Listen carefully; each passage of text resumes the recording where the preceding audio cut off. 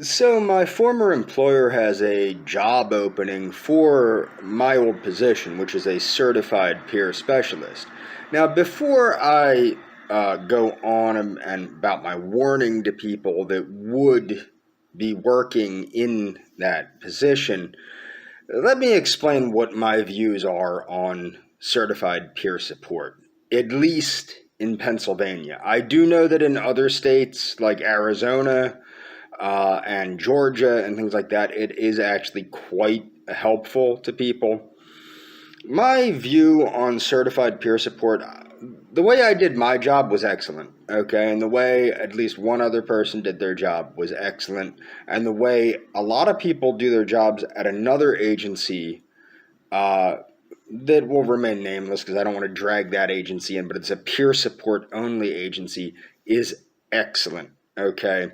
But essentially, what peer support is it's for people that have a diagnosed mental illness or addiction that went to essentially a bullshit training course where you just agree with their liberal nonsense and then you're given a certificate and ta-da, you can go help crazy people. And I don't really think that is, I don't think that's sufficient for the job, okay? Mm. Lightly caffeinated deliciousness. But my point is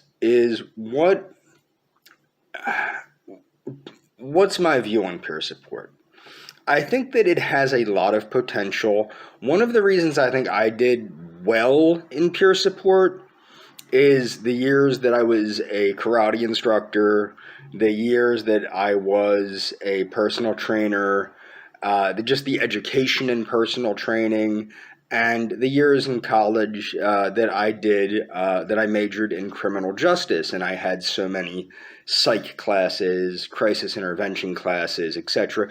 Plus my interest in things like psychology, criminology, human behavior, ethology, things like that. It just allowed me to my knowledge base in that area is actually quite extensive, probably more extensive than many people that even hold PhDs in that area. And I'm not being arrogant. I'm not saying that I have the equivalent of a PhD or that I know what a PhD knows. I'm saying that my knowledge base in a limited sense, not a professional sense, in a limited sense, is probably equal to or more in depth than a PhD in that area, although not in a professional sense. I've never done the research. I don't have firsthand experience. I don't want people thinking I'm a narcissistic lunatic. I'm just saying from an early age, my interest in human intelligence and how people learn and what people's motivations are, and my interests in criminology and things like that, it gave me, and forensic anthropology and cultural anthropology and things like this, it gave me a unique set of skills, a unique knowledge base that helped me in that position. Okay, that doesn't mean that I have a PhD or things like that. I'm just saying that my knowledge base is very in depth in that area, and even in psychoanalysis, which I think is more or less baloney, but sometimes it pans out.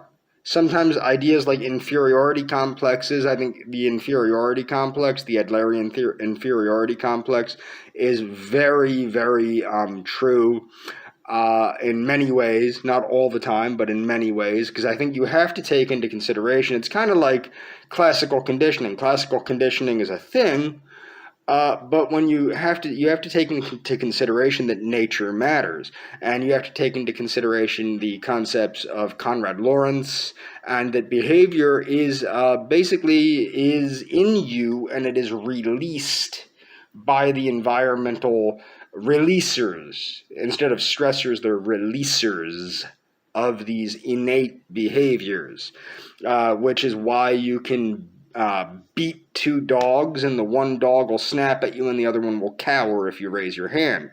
It's why classical conditioning does not work in all senses, and it's why the inferiority complex is not true in all circumstances. That being said, now let's get into certified peer support at Penndel Mental Health. I'm going to go over how the job went down. When I started my job at Penndel Mental Health as a certified peer specialist, I was given the most insane cases of people with severe mental retardation, severe drug use issues. I was put in charge of therapeutic groups, which obviously I had some training, but not legitimate training. My training was in criminal justice, not in therapeutic psychiatry or psychology or counseling or anything like that. So I was thrown into these groups that I had to be able to do therapy in the acute partial hospital. I was also originally expected to be their little errand boy and get the pizzas and the bagels and all that good stuff and the coffee and the computers that were finished being repaired at another location. And I eventually just said screw it and started doing my own thing and doing a case manager's type of job and helping people get the resources that they needed, like housing and welfare and Social Security and things of that nature, and also to accomplish the things that they wanted in life. Like, for example, there was one woman that just wanted to say goodbye to her husband, and I helped her do that. It was an older woman I worked with. And eventually, of course, I was helping people with budgeting and their diet and managing their money and things like that. But helping them by managing their money, I mean not that I was managing their money, but that I was showing them how to keep track of what was coming in and what was going out, and acknowledging that you can't spend more money than you have. It's that simple, and that you might want a little cushion. And that you might want to build that cushion up. Now, to be honest, a lot of people, it's if you have an understanding of the criminal mind, because a lot of the people that you work with in mental health, they have cluster B type issues, and they're trying to get over on you, and they're trying to get over on themselves a lot of times, and they want to act like they're doing, they're not really accomplishing anything except going through the motions a lot of times. They think they're tricking you, but they're really tricking themselves. And that's one of the things. You don't have a lot of really good successes with the drug addicts and with some of the people with borderline personality disorder and things like that. I think that it was much more rewarding, and actually more, believe it or not, there was more successes with the people that were mentally challenged, in my opinion. What's my view on how I was treated by my coworkers? I was treated like garbage by my coworkers. Mind you, I'm not a therapist. I never pretended to be a therapist. I never wanted to be a therapist. I got that job for one reason. I needed a paycheck. That was the reason I took the job. I needed a paycheck. Okay, now, obviously, after getting the job, you start to understand these people need help. You start to feel a sense of responsibility for people, etc. But the reason I took the job ultimately was I needed money. That's the bottom line. I needed money. And it didn't pay very much, but it paid money. Okay, but I was treated like somebody they treated me like I was some kind of alien spy trying to take down the system, and I wasn't. Except for the fact that the system, at least at that organization, is corrupt. The system actually is of great benefit to the clients. I found that out, that the county system and the insurance system and things like that, they really do work for the benefit of the client, the way it's set up through the government and things. It changed a lot of my mind. I used to be a conservative, okay, like a regular limited government type of conservative, until I realized the government is not the enemy. There are bad players in the government, bad actors in the government, corrupt people in the government, but the government is ultimately looking out for the people. That's what I discovered when I worked there. I really did. I mean, I'm not going to bullshit you. And the agency I worked for tries to demonize the county and demonize the insurance company and make you think that, oh, well, everything would be easier if the insurance companies would get off our asses, and if the county would just give us money and all that. But you have to understand, the insurance companies and the county want to make sure that the money that they're giving out is going to the things that they're saying, that you're saying it's going to. So a lot of it has to do, you have to be meticulous with your record keeping, which I was, okay?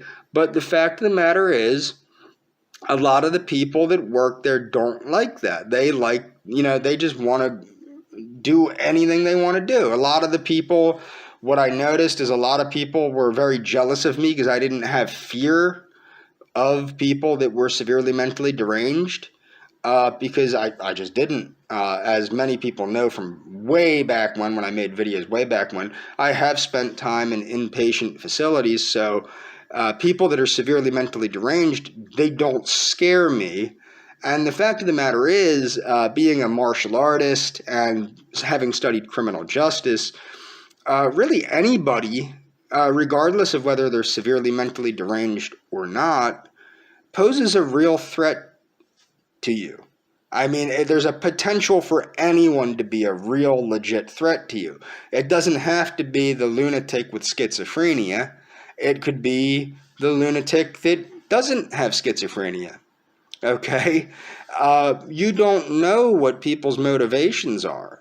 You don't know what people's desires are. You don't know what people want from a situation. And in fact, I would say that like it's the same thing where people tell me to watch out for Latin America, watch out for Latin America. 5 months or 6 months ago, there were 35 murders in one weekend in Philadelphia. Okay, one weekend there were 35 murders. Okay, I don't even know what the hell's going on in Chicago. That's a frickin' war zone. Washington, D.C. is a war zone. And it's funny because people, oh, you better be careful with Latin America.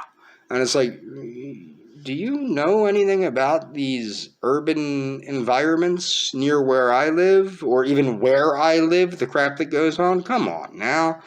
And that's the thing, is a lot of people are spoiled. Like a lot of the people that work at this organization, they come from predominantly upper middle class or middle class backgrounds.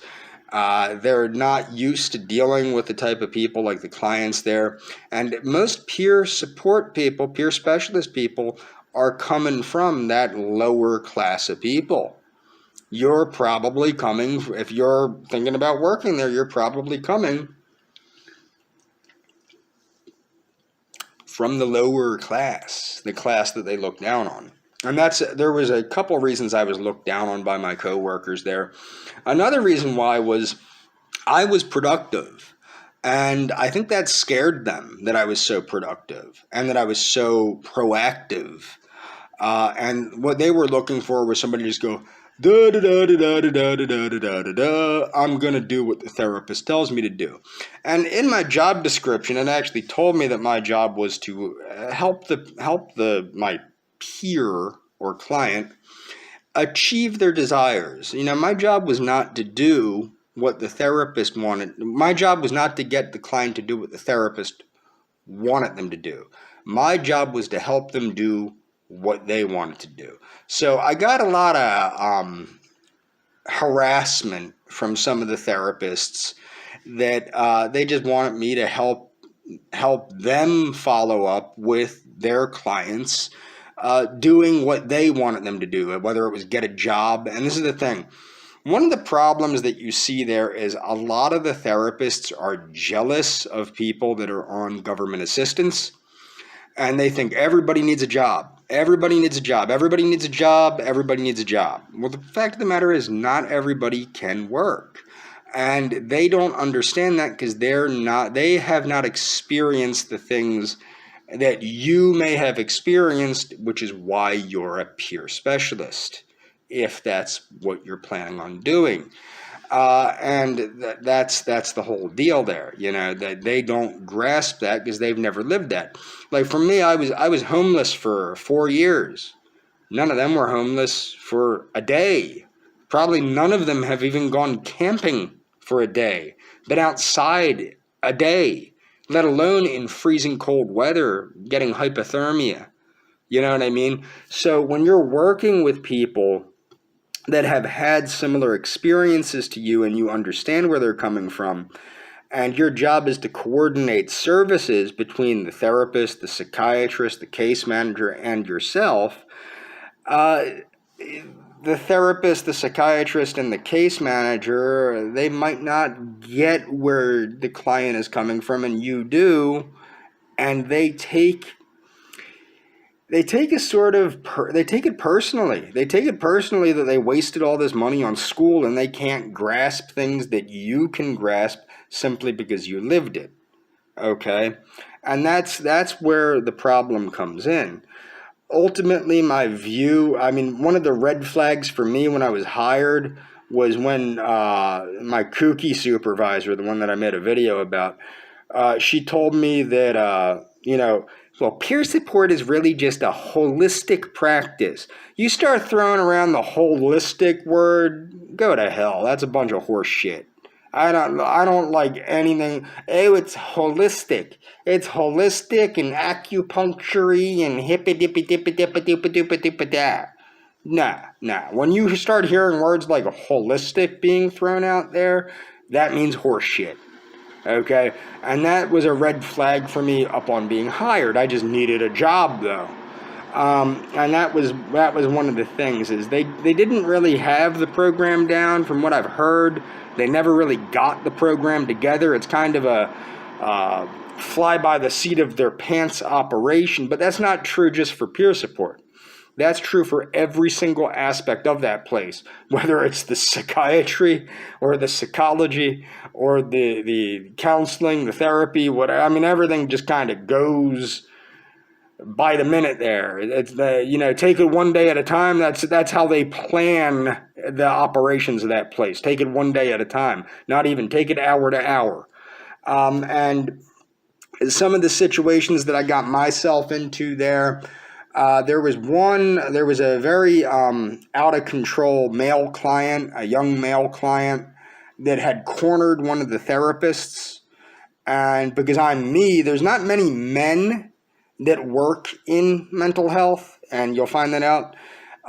And there's not many powerful men or masculine men that work in mental health.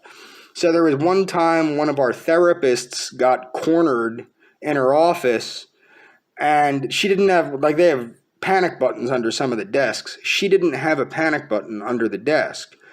And I didn't really share the dude with her, but he was in the partial hospital and I knew him from there and whatnot. But that wasn't the gist of it. The gist of it was she couldn't get any of the supervisors on the phone because all the supervisors are too important to talk to anybody. So she called me up on the phone. Luckily, I was actually in the building doing notes at the time. And he was basically telling her that, he knew that she wanted to have sex with him and he wasn't leaving. So she had to call me up on the phone and have me come in. Now, she was pregnant at the time. She had to call me up on the inter-office phone and have me come over and be like, yo, dude, get the heck out of here, man. Because it was one of those things you don't really want to call the police unless you have to. But the thing was, he wasn't threatening, he was just weird. And what was even weirder was the initial dude that did his intake, not that did his intake. The dude, the first therapist he saw, he didn't want to see him because he was a dude. And the dude, he was one of the rare, and I can say his name because he's deceased now. His name was Dr. McGeorge. He was one of the decent psychologists there because he spent time working in prisons. And he actually understood people that were, bottom of the barrel people, just hard on their, hard luck, down on their luck, filthy, grungy people, like the kind of people you deal with in community mental health. and he put in the dude's file, man. This guy is not to see any female clients whatsoever.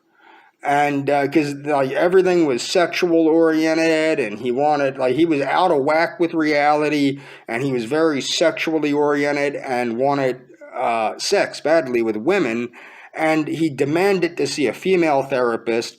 And McGeorge put down, this dude is not to see a female therapist because he's a potential danger to a female therapist. And what do you know? He was a potential danger to a female therapist. Wow, that heaven forbid, the first dude that sees him says that. Maybe you should listen. But nobody reads people's notes there. When I was there, a lot of the therapists write bullshit notes anyway. I guess they don't teach them how to write notes, like the DAP notes. Like, you're supposed to use the DAP format. And a lot of these people are too stupid or too lazy to write a coherent note.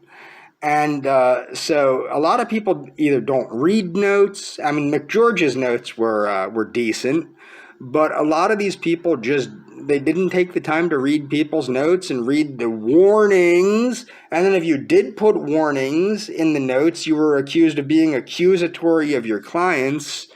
Like, for example, I had a client that fell off the wagon and had become, I'll just say she fell off the wagon, or she or he, who knows, fell off the wagon. And that was, that's a red flag. And that should be considered a warning for the other people reading that note. That was not me accusing her of something or being accusatory, as my direct supervisor said. That was me explaining, if somebody comes to see me intoxicated, and they're obviously intoxicated, this is something that the therapist needs to know, the case manager needs to know, the supervisory staff everybody needs to know that, because this person has a history of issues with intoxication. So what did that turn into? That turned into the woman's case manager from the same agency saying that they would work to have me fired and sue the agency.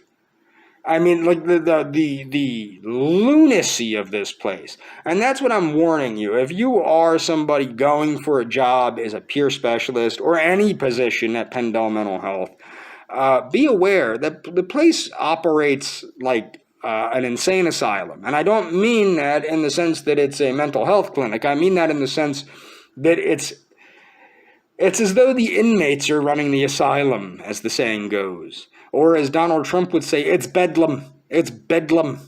It's really, really kooky, the way that place is run. And the people running it, you can tell that the people running it are severely mentally deranged. Whether it's the woman whom I did a video about that followed me down to my car and acted like a complete nut, or whether it was the other woman that, the other head of outpatient, there's two heads of outpatient somehow, the other one where we're trying to get more Spanish-speaking people that speak Spanish as their native language into the place. And so what she said was, it's a cultural issue. No crap, it's a cultural issue. And I'm saying nobody that works here speaks Spanish. How the hell can you expect to get people into a place for talk therapy that speak Spanish as their native language if nobody here speaks Spanish? And then, I think it's more than that. No, it's not more than that. I mean, it might be. There might be a cultural thing to it. And then I make a joke that everybody should wear a poncho and a sombrero. And I'm seen as a hardcore evil racist. No, you're just stupid. And it's a joke. There's no sense of humor because the people are too stupid to understand what a joke is. But yet they think that, somehow, if I don't speak English and nobody else speaks English, them if I don't speak Spanish and nobody else speaks Spanish, them Spanish-speaking people are going to be coming right in to get that therapy from people that can't understand or speak to them, because that makes perfect sense. It's like, this is the intelligence level, and this is what led me to understand. You can be educated 6 ways from Sunday and be as dumb as a frickin' doornail. I mean, really, working there showed me the stupidity. Like that woman, the woman that didn't believe me, that the reason that Spanish speakers were not coming to people that didn't speak Spanish for talk therapy, the reason that she was really thought it was because she didn't say this, but she thought it was the cultural difference and the ethnic difference. Well, she did say it's a cultural difference, but that's a fancy way of saying it's an ethnic difference, it's a race difference.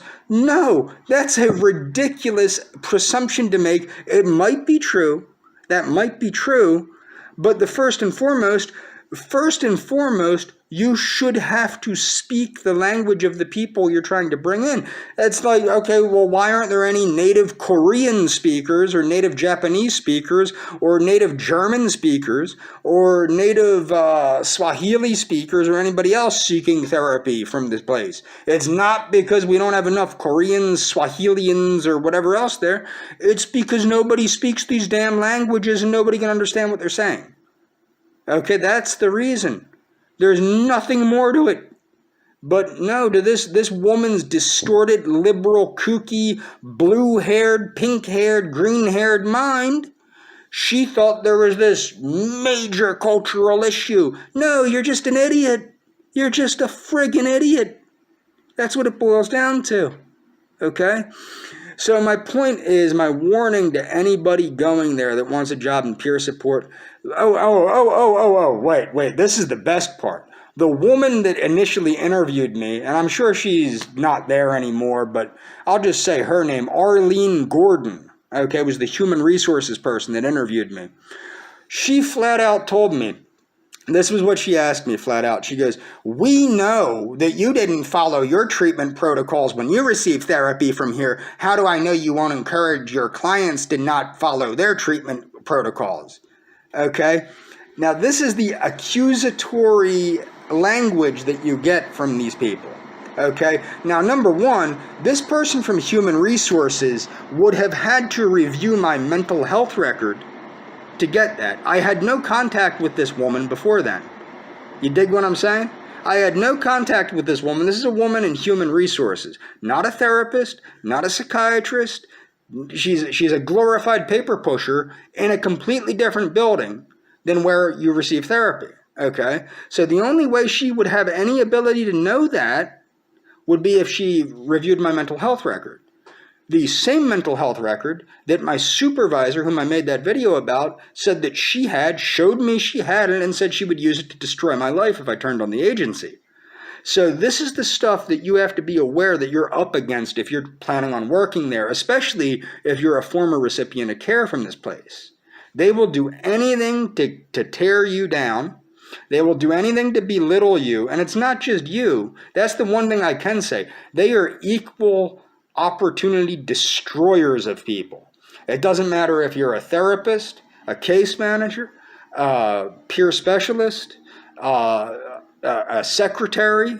It doesn't matter who you are. It does not matter who you are. They will destroy you if they don't like you. They're very cliquey. They have a lot of nepotism. There's a lot of different cliques. It's a narcissistic work environment, like I pointed out in that video. I'll leave a link to that video in the description. A lot of it's like a narcissistic hierarchy. They congratulate people for being slimy, immoral, horrible people. And that's just the way it is. And like they like the one person in my comments section that claims to not be from there that accused me of making up multiple profiles to review them. I don't make up multiple profiles to review this place. This place really does disgust the people that work there enough to say the things that they say online. That's why in the workers' agreement now, they tell you that they can find the stuff that you say online. But nobody cares because, why do you think people are saying this? People are concerned for the well-being of the people that work there. They're concerned for the well-being of the people that go there for help. I mean, and really, in some cases, like even in my case, some of us are actually concerned for the people that are the perpetrators of these actions, these horrible actions against their underlings, because obviously the executive staff here is severely mentally deranged, and they need help too. I mean, once you start understanding, like when you start to understand people's motivations, it's kind of hard not to feel bad for people like narcissistic type people, because you know it's coming from a place of weakness. You can get angry and you can get outraged, but you know that they're really damaged individuals. And you feel terrible for these people, because you know the reason they're acting this way is to stop a narcissistic injury from occurring, and to stop, and that's the thing, is they need the help that they're refusing to get. The help that they think they're not even providing the help, but the help that they think that their underlings are providing to the general public. They need that help. They're the ones that need to be in therapy. They're the ones that need the DBT groups. They're the ones that need the help. Okay? But that's the thing, is these are the people running the show. And it's not like this at every agency. I know that for a fact, because I have friends that used to work here that worked elsewhere, because they left because the place is insane. And they flat out told me some of them, before I went off the deep end, which I'm still off the deep end. I am nuts now. I don't mind saying it. I am a kook. But the thing is, some of my friends, like that are therapists and stuff now at other places, they flat out told me, it's not like this at other places. There are healthy work environments. There are healthy agencies to work at in the area. They encouraged me while I was still working there to join some of these other agencies. And I stuck it out because of my clients. I stuck it out because I was concerned for the well-being of my clients, particularly my clients that were mentally challenged and that just couldn't cut it on their own. And I didn't want them seeing crappy therapists and things like that were going to harm them even further without me being there to support them. And it tore me down. And that's another thing you got to watch out for. If you get there, you're gonna have a connection to the people that you work with, especially if you're a peer support person. And it's hard to betray these people. And it's not just if you're a peer support person. I know a lot of the psychiatrists, they feel the same way. A lot of the therapists feel the same way. And it keeps you in a job that it really kills you mentally and emotionally. And it just keeps you stuck in that situation. And especially this agency is like that. And it's not just me saying this. These are reviews. These are reviews from other people. Just put in Penndel Mental Health reviews. And they like to say that it's me. If you want to see me, look, it says my name on most of the reviews, unless you can be anonymous. But like, I only do a couple. Like the one I think was Yelp. I did a bunch of reviews because I could. But it's still my name. I think I have 2 accounts because the one account I forgot the password to or something. But the thing is, it still says James C. Like it's me. And one's my one cat, like my profile picture is my one cat, and my other profile picture is my other cat. You know it's me. It's not like I'm making up freaky profiles with wacky, like they do. Like they're trolling accounts like Charlie Marmite and all this crap with the goofy nonsense. No, I'm me. I'm not hiding. I don't care to hide. I'm who I am. I don't have any reason to hide. I'm not being untruthful. I'm not being unlawful. I'm not being threatening. I'm just being me. I'm seriously concerned for the public. I'm seriously concerned for everybody that works there, including the executive staff, who are obviously mentally deranged people that need help.